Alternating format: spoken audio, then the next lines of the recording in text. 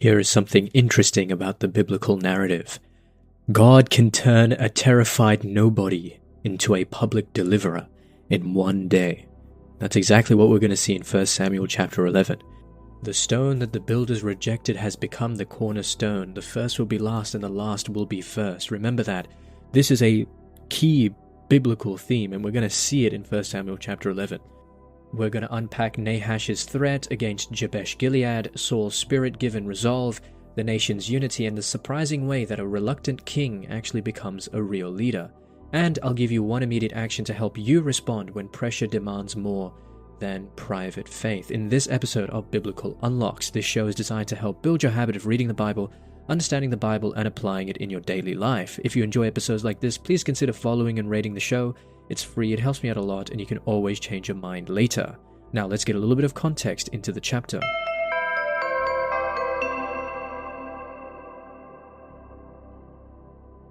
Okay, so context. 1 Samuel chapter 11 is Saul's first great public victory. Nahash the Ammonite threatens Jabesh-gilead by demanding their humiliation, and Saul is stirred by the Spirit of God when he hears the news. He gathers Israel, defeats the Ammonites, and the people are unified in renewed loyalty to Saul. And the chapter is about how God confirms a king through deliverance, but it also shows that the real source of strength is the Spirit of God, not Saul himself. Okay, so let's read verses 1 to 5. Nahash is going to threaten Jabesh-gilead in this section. We're going to see that the story actually begins with a threat instead of a battle. Verse 1.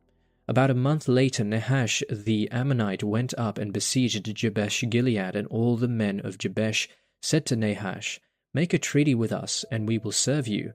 But Nahash the Ammonite said to them, "On this condition I will make a treaty with you, namely that I gouge out everyone's right eye, and thus put disgrace upon all Israel." The elders of Jabesh said to him, "Give us 7 days' respite, that we may send messengers through all the territory of Israel. Then, if there is no one to save us, we will give ourselves up to you." When the messengers came to Gibeah of Saul, they reported the matter in the hearing of the people, and all the people wept aloud.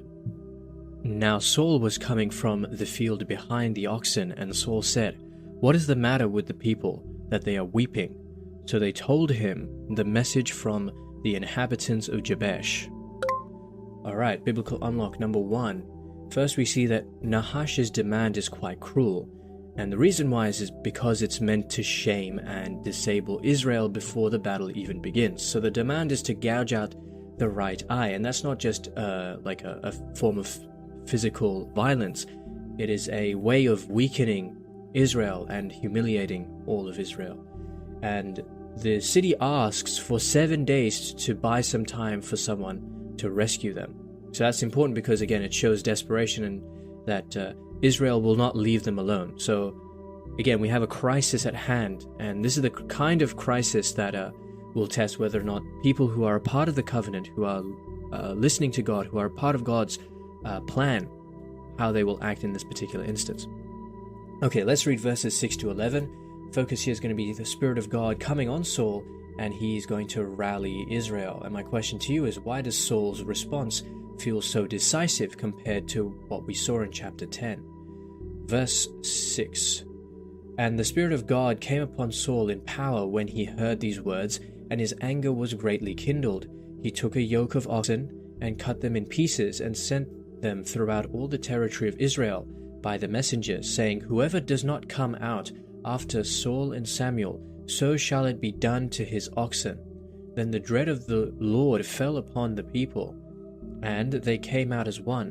When he mustered them at Bezek, those from Israel were 300,000, and those from Judah 70,000. They said to the messengers who had come, "Thus shall you say to the inhabitants of Jabesh-gilead, tomorrow, by the time the sun is hot, you shall have deliverance." When the messengers came and told the inhabitants of Jabesh, they rejoiced. So the inhabitants of Jabesh said, "Tomorrow we shall give ourselves up to you, and you may do to us whatever seems good to you." The next day Saul put the people in 3 companies. At the morning watch they came into the camp and cut down the Ammonites until the heat of the day, and those who survived were scattered, so that no 2 of them were left together. Okay, what just happened there? So, we see that Saul is quite different in this chapter, chapter 11, compared to chapter 10, because the Spirit of God comes upon him. Don't miss this.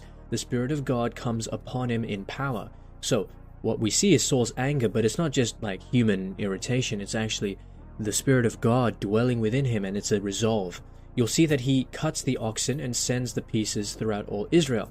And what that shows is, it's showing something. It's indicating that this is a symbol that if you do not come and help the cause of Israel, and in this case, the right kind of anger that the people should have under the Spirit can actually be a form of righteous leadership, that all of them are coming together under this unified purpose. And Saul's message works because it's both urgent, it's quite clear, and it's unmistakable, right? And this is important because the threat against Jabesh-gilead becomes a threat against any who fail to come. So Saul is not really campaigning for personal glory, he's summoning covenant solidarity. And the people gather as one man, which is the kind of unity the king was meant to foster. Okay, let's read the final few verses of the chapter, verses 12 to 15. The focus here is going to be the people reaffirming Saul's kingship at Gilgal. My question to you is, why does public unity matter after a military victory? Verse 12, the people said to Samuel, who is it that said, shall Saul reign over us? Give them to us so that we may put them to death. But Saul said, no one shall be put to death this day, for today the Lord has brought deliverance to Israel. Samuel said to the people, come, let us go to Gilgal, and there renew the kingship. So all the people went to Gilgal, and there they made Saul king before the Lord in Gilgal. There they sacrificed offerings of well-being before the Lord, and there Saul and all the Israelites rejoiced greatly. Okay, final part of the chapter, we see that Gilgal is important, and we also see that the people want the old opposition to be put to death. They want to put the old opposition to death. And the reason why is because the victory that they have actually makes them zealous.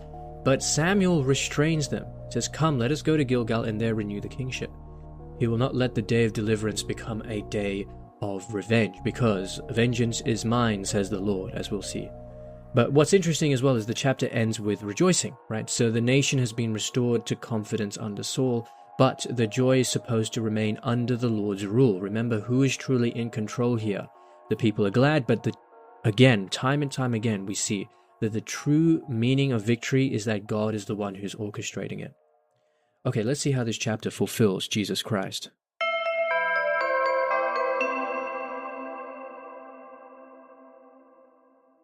Alright, so 1 Samuel chapter 11 shows Saul becoming the kind of public leader Israel needs in a crisis. He's both spirit-empowered, he's also courageous, and he's able to gather all the scattered people of Israel into one. And in Christ, we see this pattern reaching its fullest meaning, because Jesus is the true king who does not really try and find revenge or retaliate against his people. No, what he does is he rallies everyone, but he saves everyone by his own righteous power. And we see Saul had that spirit-given strength, but it was temporary, as we will later see in the later chapters of Samuel. But Christ's kingship is eternal. And Saul, he can unify Israel for just one day, but Christ gathers his people forever. As we read in Ephesians chapter 1, verses 22 to 23, Paul writes, and he has put all things under his feet and has made him the head over all things for the church.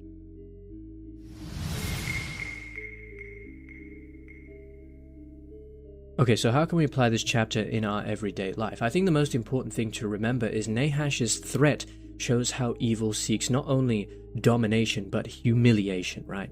And I think there's important stages in our lives where we need to take courage and we need to have responsibilities, and we need to take responsibility, especially if we've been avoiding it because it feels too big.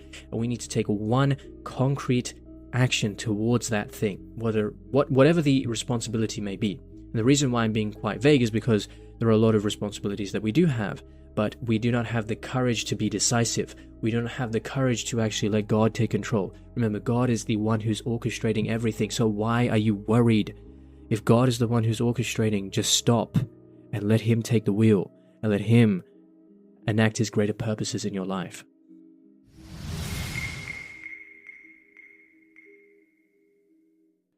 All right, so that's it for this episode of Biblical Unlocks. We learned that the Spirit of God gives Saul the courage and decisiveness that he once lacked, that Saul's leadership gathers Israel into one people for a common rescue, that Samuel's restraint shows that revenge must be avoided, especially after victory, so that you do not boast in yourself, but rather, as Paul says later on in the New Testament, to boast in the Lord, if there is anything to boast about.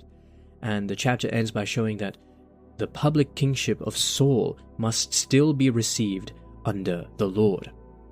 So that's it for this episode of Biblical Unlocks. Next time we're going to move from Saul's first victory to Samuel's farewell speech in 1 Samuel chapter 12.